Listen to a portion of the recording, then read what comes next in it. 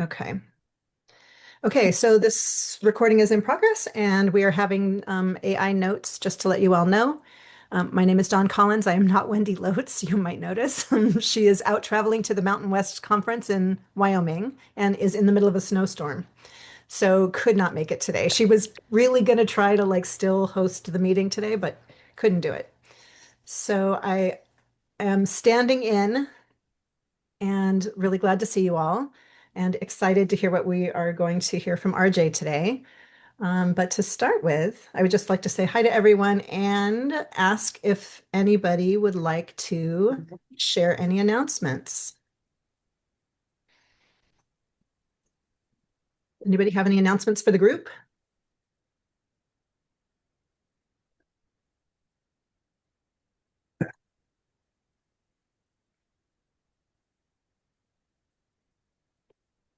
Um, let's see.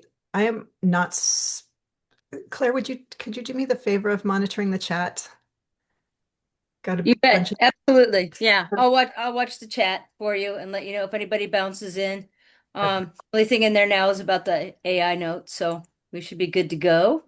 Okay. All right. No, if there's no announcements, I'll give people another like minute or so just to unmute. I don't know about you, but it takes me like 5 minutes to figure out how to unmute every single time. So, Hey Don, this is Claire. I will make one quick announcement that okay. then Greg says no updates from Peoria from Greg Lopers. Thank you, Greg. Thank you. But just a reminder and that City of Phoenix and Maricopa County, I'm sure because we usually kind of keep on the same uh, timeline with them. We are officially in our fire ban season for the summer. So Okay,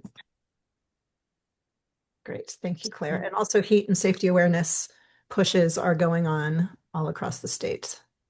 Right. yep, City of Phoenix has already had to close trails a couple of times due to extreme heat warnings, as noted by the National Weather Service. So we'll see how that plays the rest of the summer. Okay. Anybody else, any other announcements for the group?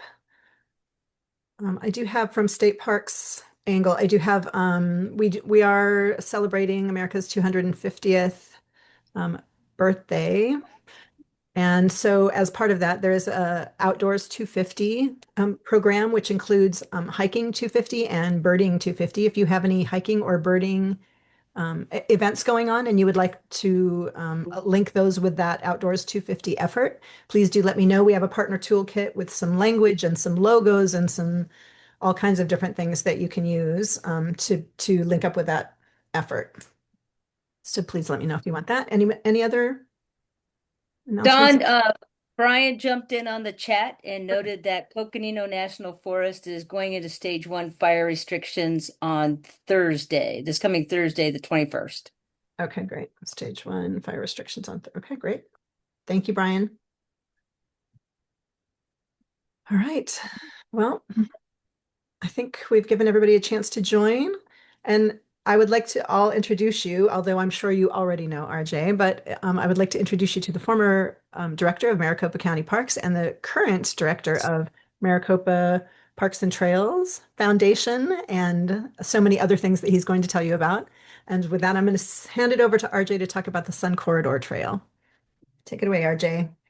Thank you, Dawn, and thank you, Wendy, for inviting me as well. Excuse me. So I was worried.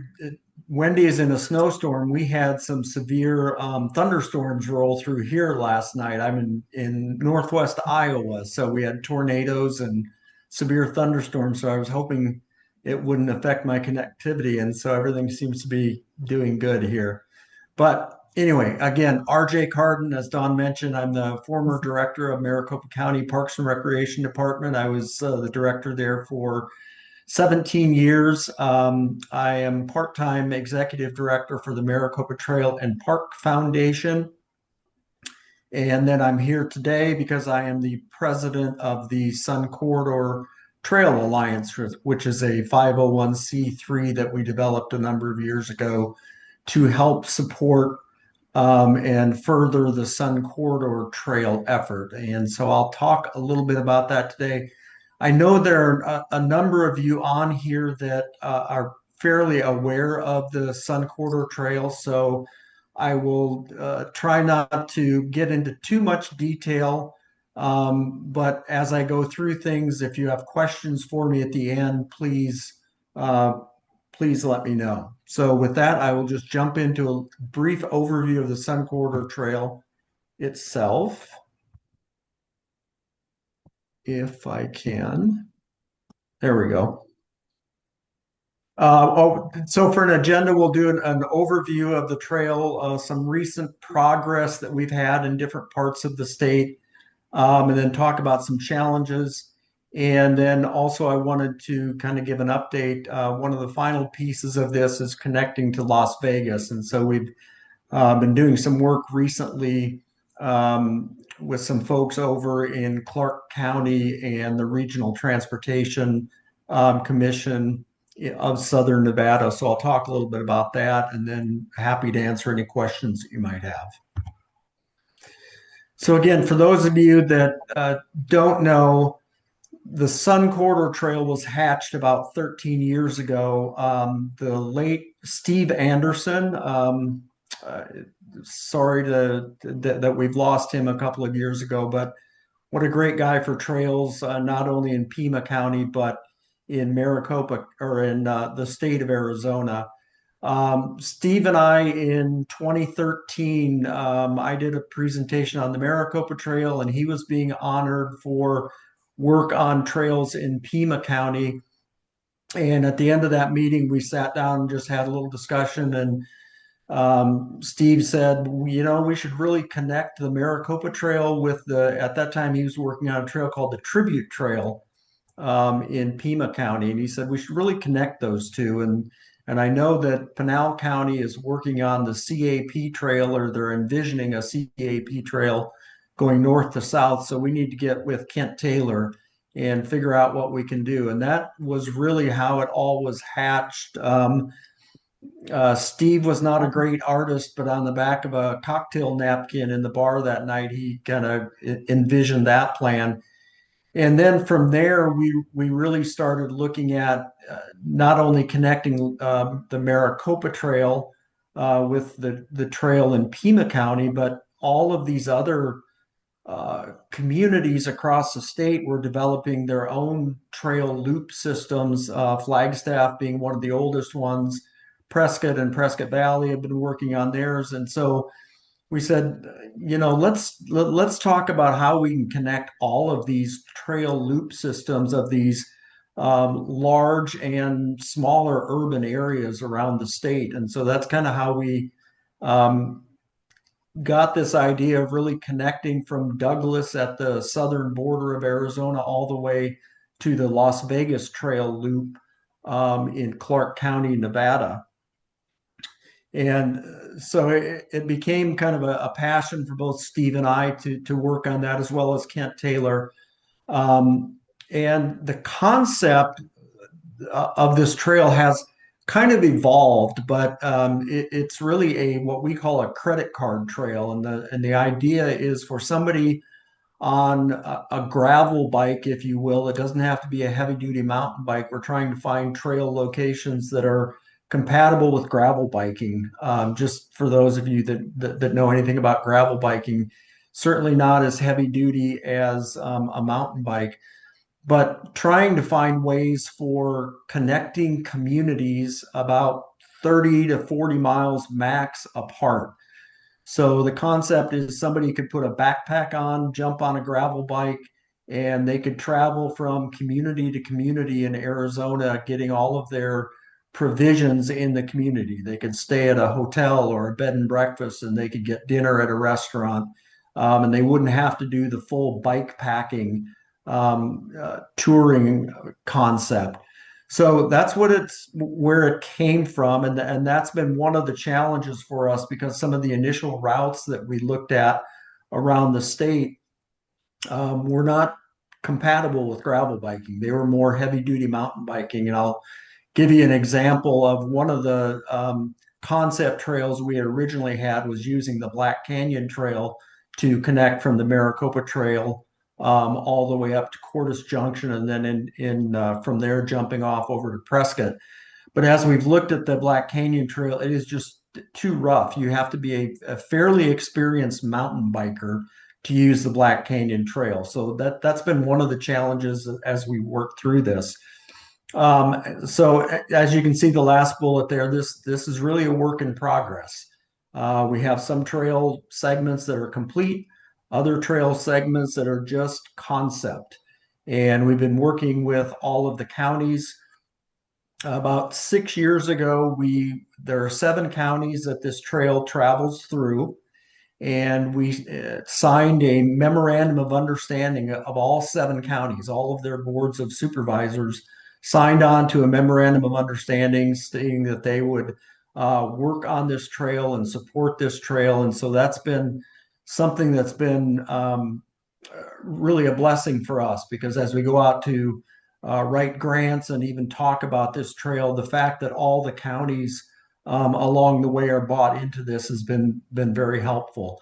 Also working with the state of Arizona, I'll talk a little bit about the state parks and the Arizona Office of Tourism, who've been very supportive of this, as well as federal agencies. The Forest Service, I see Brian P. is on here from the Coconino. Brian has helped us with this, and we're currently working on an MOU with the Forest Service as well to get them formally linked into this, but informally they've been very, very supportive. And then, as I mentioned, about 4 years ago, we started a 501c3, the Sun Corridor Trail Alliance, to help push this project forward.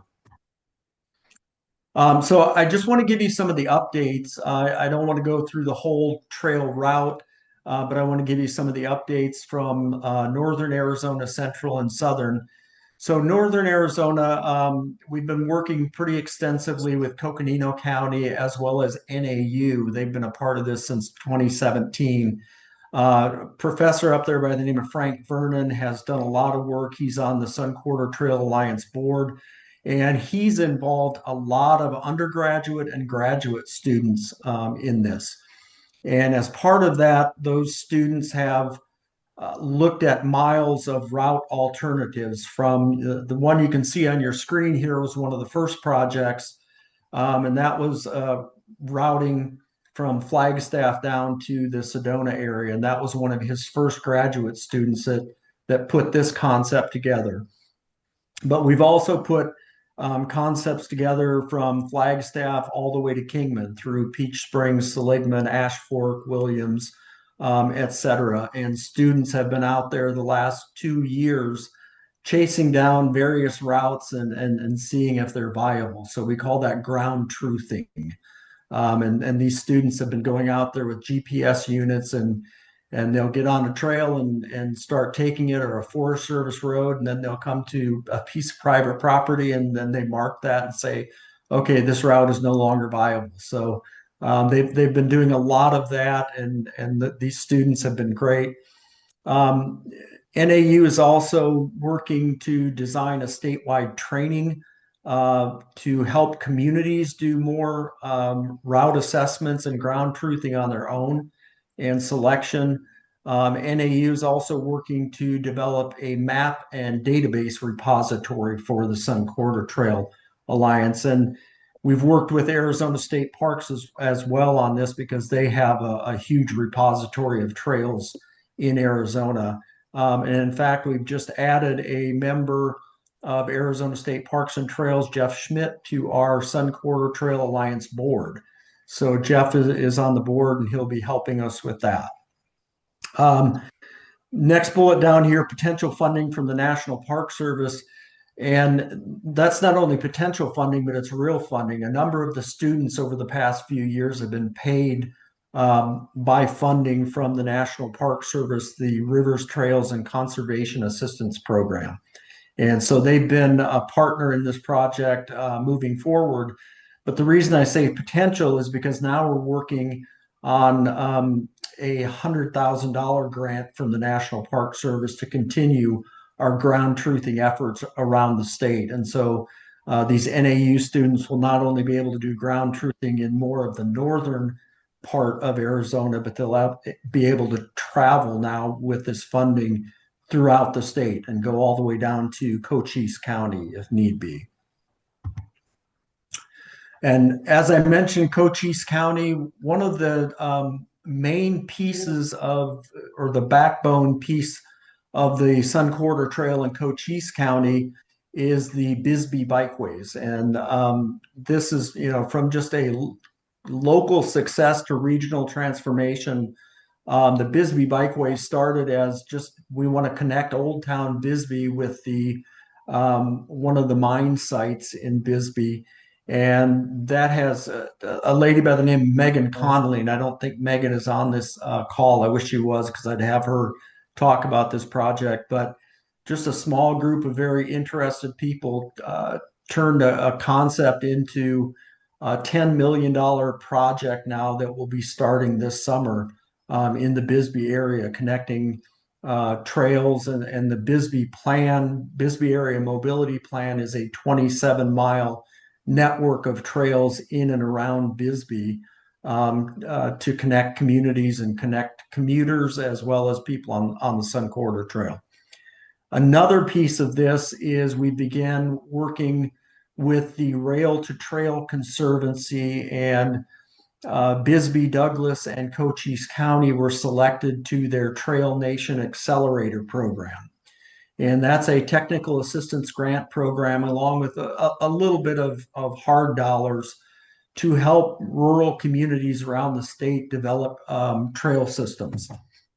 And so this has been a great opportunity for Cochise County to not only get technical assistance from Rail to Trail Conservancy, but also join a cohort of about 15 other regions around the country to help learn from one another about how they go about implementing trails and funding trails and all of that. And Douglas has been a big part of this. And so, in fact, I have a meeting this afternoon with the Cochise County Board of Supervisors to start talking about how we can really fully implement the Sun Corridor Trail within Cochise County. So we're excited about that. And really, the one thing about the Sun Corridor Trail, I tell people it's really about connecting communities. It's not going to be a lot of people that are going to say, I'm going to get on the Sun Corridor Trail in Las Vegas and take it all the way to Douglas. Some people will. But if we can have small wins, small successes like connecting Bisbee to Douglas for commuting, for recreation, for health and wellness benefits, that's a win. So if this trail never even comes to fruition, but we make a lot of connections from community to community, it will be a success. And so that's really what's going on in Cochise County. Let me talk a little bit about South Central, and I know Scott Hamilton is on here. So Scott, if you want to jump in, please feel free. But in January of 2026, they dedicated phase 2 of the CAP trail. So now it goes from the Pima County, Pinal County border, all the way up to Florence. So that trail, which, as I mentioned, was the original concept of connecting Tucson to Phoenix, it's 2/3 of the way done. And phase 3 is in planning and environmental review right now. And so that will make connections. Phase 3 will make connections from Florence to Santan Valley, Queen Creek, and Apache Junction.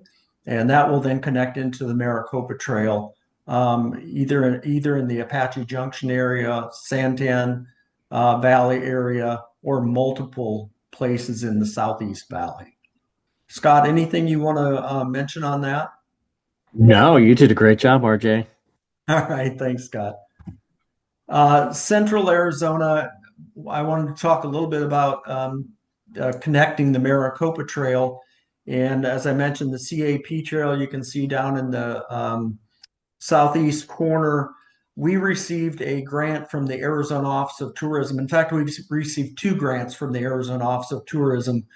Each of those grants was for $250,000, and that was to continue planning. But what you see here is an effort to connect the Maricopa Trail going south and to connect the Maricopa Trail going north towards Cordes Junction. Um, and so we worked with Dig Studios. They put together a plan of a number of potential routes, specifically northern routes. The southern route we had pretty well connected with the CAP trail, but northern routes going up to Cordes Junction, Mayor, and then hopefully over towards Prescott Valley and Prescott. And so they put together that, and then we received a Pulliam grant this past year to again help fund some of the students from NAU to go out and start ground truthing some of these routes, going from the New River area basically up to Cordes Junction. And so we have students out there now. They've ground truthed a number of routes, and we'll finalize that this fall and then put together a report on what we will see to be as the preferred route for this trail. And another thing, just a point on that is we know that this is a lifetime project. This is a 25 to 30-year project. So ultimately, we may end up with a route that's going to work for now, as well as developing a preferred or the ideal route for the Sun Corridor Trail that may have to be worked on over the next 10 or 15 years.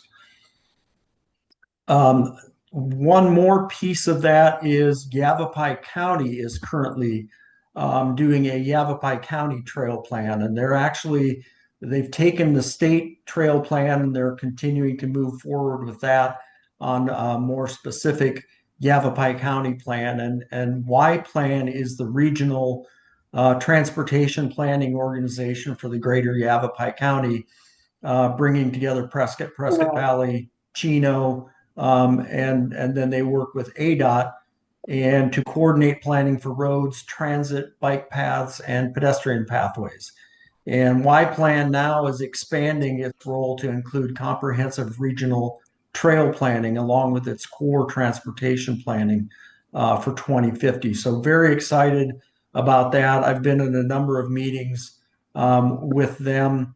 And again, it's about connecting communities and then hopefully finding that best route of all of these that they'll be working on for the Sun Corridor Trail. And it's a wide-ranging stakeholder group. They've been involved for the past 3 months. And as you can see, they're hoping by September of 2027 to have this Yavapai County Regional Trail Plan completed. And then I mentioned, the last piece of this is really connecting Kingman to Las Vegas.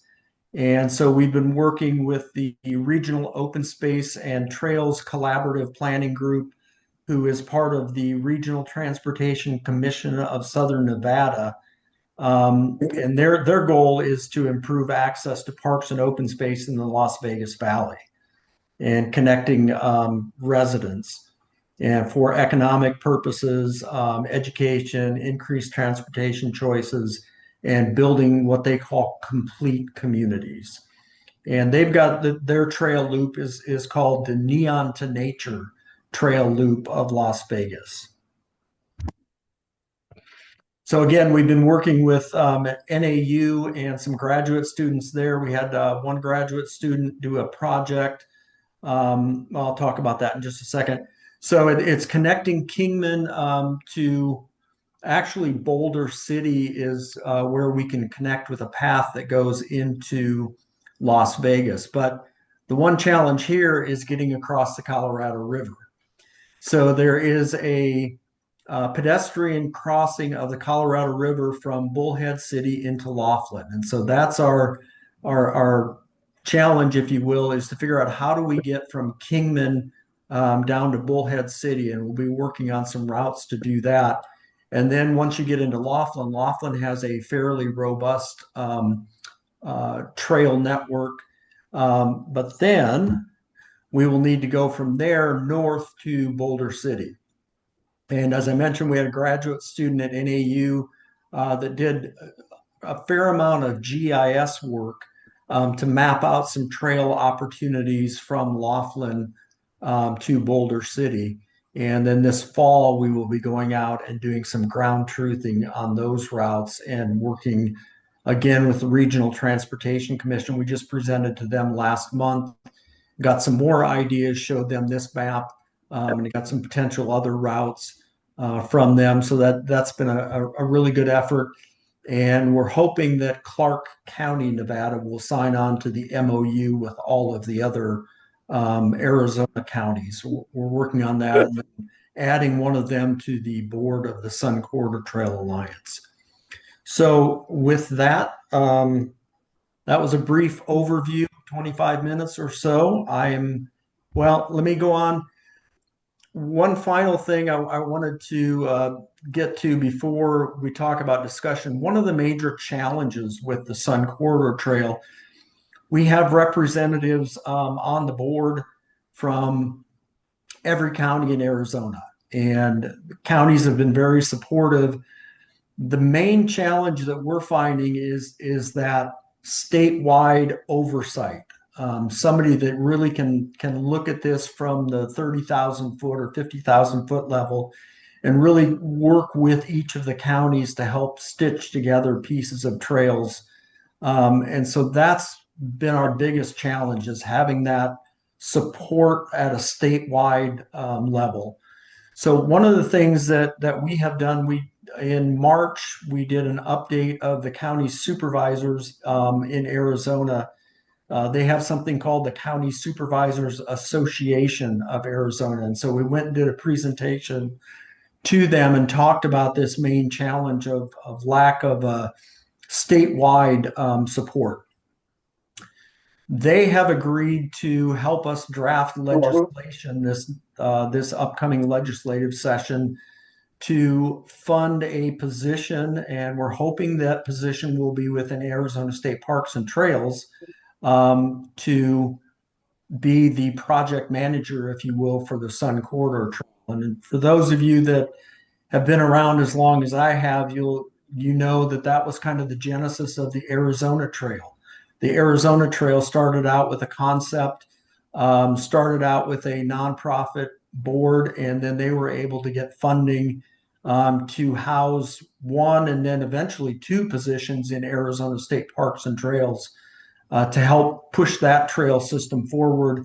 And I think they had one or two positions within Arizona State Parks and Trails for 7 or 8 years that helped move this forward. Before then, it transitioned back to the nonprofit organization with a lot of support from the Forest Service. The Forest Service has been very supportive of the Arizona Trail as well. So that's what we're hoping. Our pitch to the state legislature will be that, we need that statewide support, but we don't see it as being an ongoing forever kind of a position that may be there for 5 years to help push this trail effort forward and then transition back to the nonprofit Sun Corridor Trail Alliance. So that's our challenge now, is to write some legislation, and we'll be taking that to the County Supervisors Association in August and pitching that to them, and hopefully they put it on as one of their priorities to move that forward. So that is where we're at. Again, thank you all for listening, and I'm happy to answer any questions, or I know there are a couple of Sun Corridor Trail board members on this call as well. If I missed anything, please jump in. Thank you. Could I ask you a few questions? I have a couple questions and a couple concerns. Okay. I am an equestrian, and Yes. from what I can tell, these are more urban, as opposed to the Arizona Trail. This is more like an urban type of connection with trails, and it seems like it's more mountain biking or bicycling. So I guess there's no real equestrian opportunity unless you're doing something with a different loop off of this Sun Corridor Trail. Janice, thank you for that question. No, this is designed for multiple use. It's mountain biking, hiking, as well as equestrian. Now, there may be some areas, for example, in the Pima County area, we're using the loop in Pima County. that, as far as I know, is a hard surface trail, so it probably wouldn't be very friendly for equestrians. But much of the trail, the Maricopa Trail, for example, around the Metro Phoenix area, is a earthen surface trail. Okay. And so it's very friendly towards equestrians. And so our goal, wherever possible, is to make it equestrian friendly. And that's one of the things, for example, in the Cochise County area, the Cochise County supervisor that we've been working with is supportive of the trail, but also wants to make sure that it's equestrian friendly. I knew like So Tom, and I think Tom Thurman had been involved with you folks for a while, right? And he's pretty much an equestrian. yes, Tom was was the original president of the Sun Corridor Trail Alliance. So yes, he has been involved, and as I say, I think there may be some areas around communities, Flagstaff, Pima County, Tucson area, that there would be a hard surface trail, but in most areas, one to make it equestrian friendly, and two just to make it economical, they would be earthen surface trails Were you or guys crushed granite. are you guys aware of like in the Verde Valley, there's a circle I think they call it the Circle Trail and it's Yes, okay. Is this like kind of designed to like connect with that at some yes, point? Okay. absolutely, And absolutely. the other thing I guess I'm concerned about is because, I live in Cornville. And so the Red Rock District, it's very, it's within Coconino National Forest, but it's a very high tourist area and they develop tons of trails.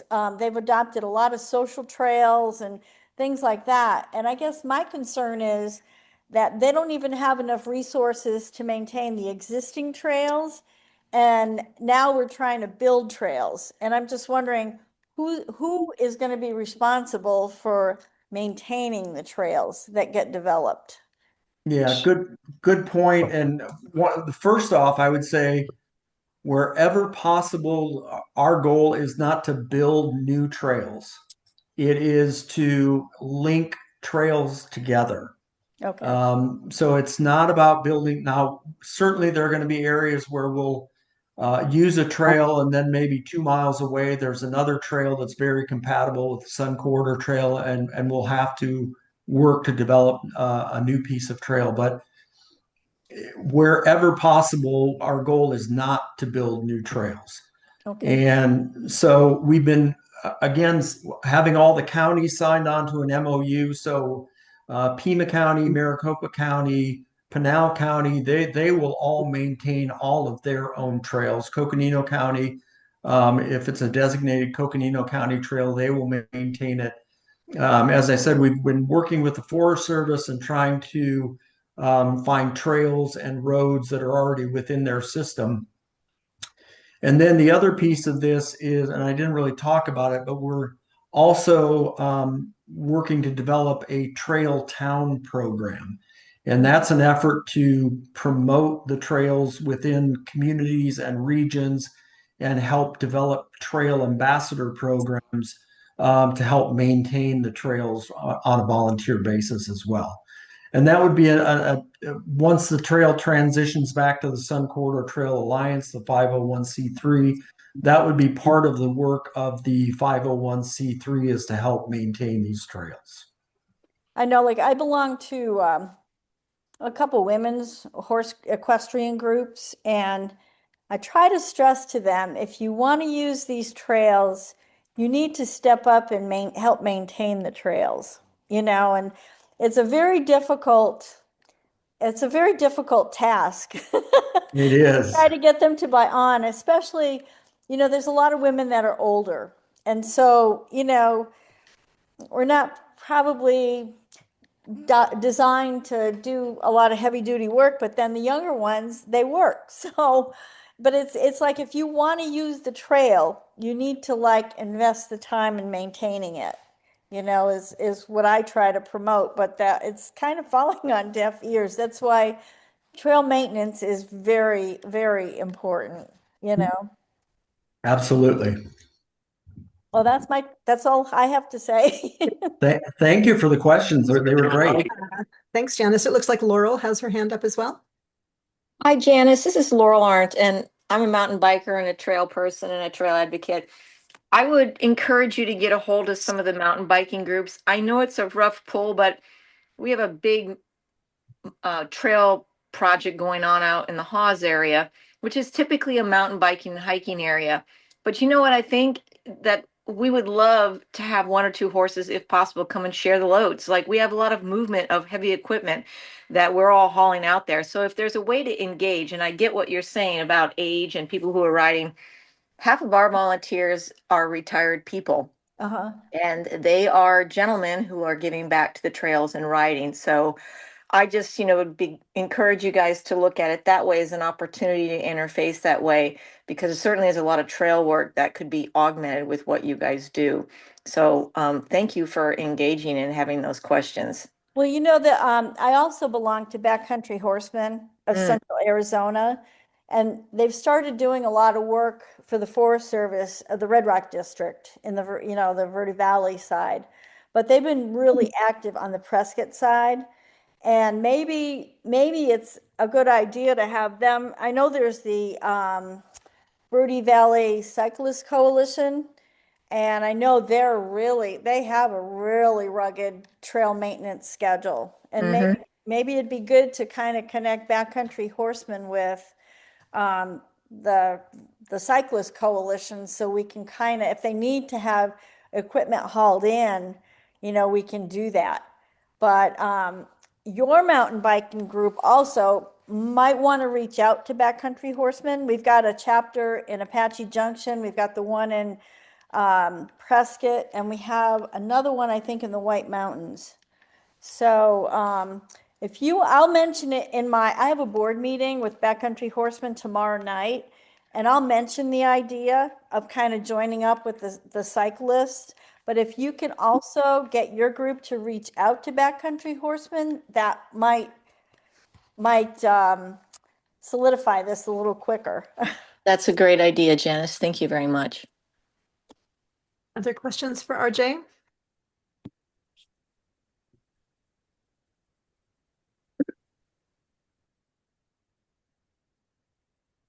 I don't see any other hands up. Does anybody just want to come off of mute and ask RJ if you have anything for him?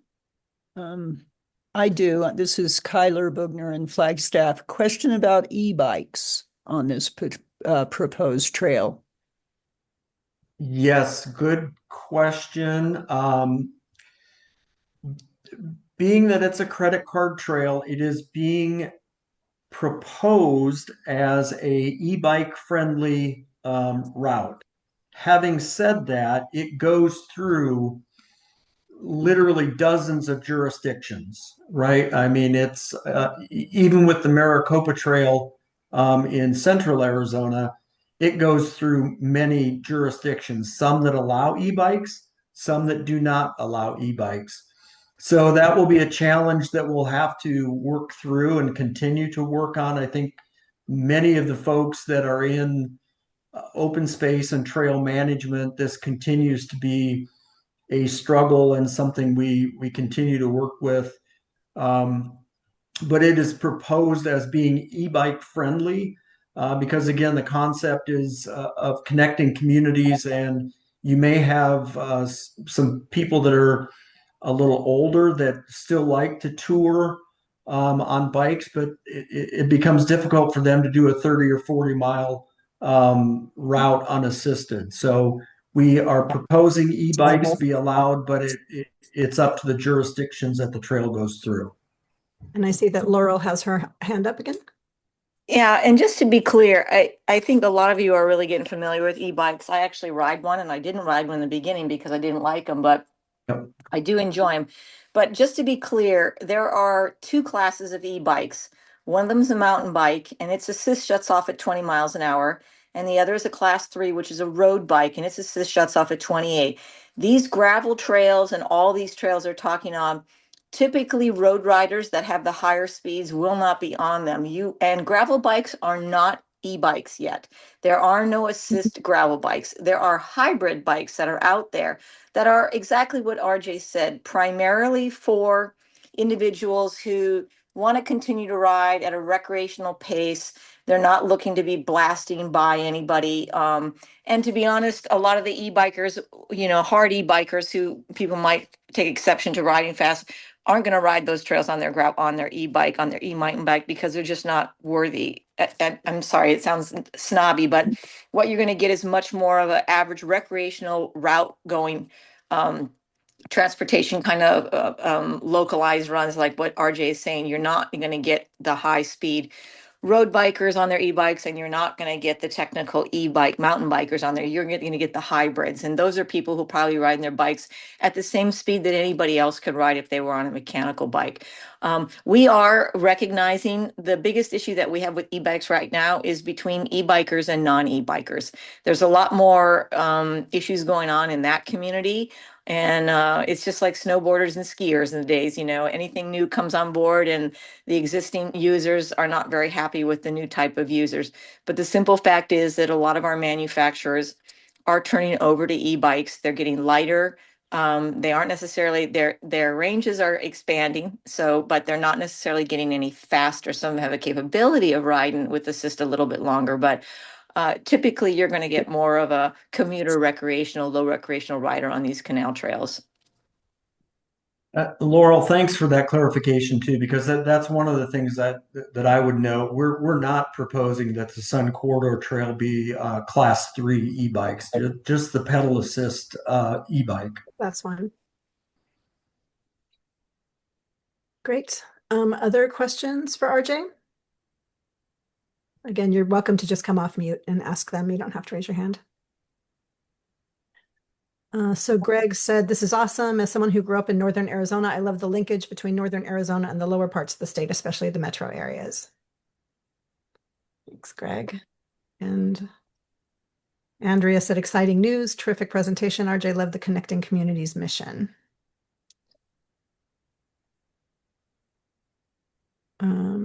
And Brian Petrowski had to leave, but was supportive. Brian's been a great supporter over the years. Yeah. Is there anybody else who would like to ask RJ any questions about the Sun Corridor Trail? I saw that Claire joined us again. Welcome back. Thank you. Quick meeting. Thanks. Sorry I had to pop out. No, that's okay. All right. Well, is there any final words? Anybody think of anything that they wanted to share with the group before we sign off for the day? Otherwise, I can give you a few minutes of your day back unless anybody on the steering committee knows of anything that we need to share. I just think this is really exciting to see just another opportunity and a different kind of an opportunity, which, we're trying to hit a lot of different, user groups to actually, travel a long way. So I commend everybody for their efforts. So thank you, RJ and team. And with that, in June, we are going to be talking to Todd Ackerman of Beneficial Designs about assessing and building more accessible trails. So along that same kind of route, please join us in June. If you have ideas for anybody you'd like to see present for the Elevate Trails lunches, please do send those our way as well. I'm going to put Wendy's email in the chat. RJ, I hope you have a basement wherever you are in Iowa. Tornadoes. We do. Yeah. Yay. That everybody gets to Wyoming safely for the Mountain West Conference. I'm sure. Absolutely. I'm actually jealous. I wish I was there, but wasn't able to make it happen.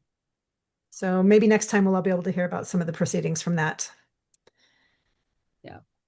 Okay. Well, if there's nothing else, then I will give you guys back 10, 15 minutes of your day. Thanks, RJ, for a great presentation. Yeah. Thanks, everybody. Thanks, Dawn. Really enjoyed it. Guys. Have a good day, everyone. Thanks. Thanks, Dawn. Yes. Thanks, you too. Thanks all for showing up. Thanks, RJ, for being willing. Elizabeth, it's good to see you again.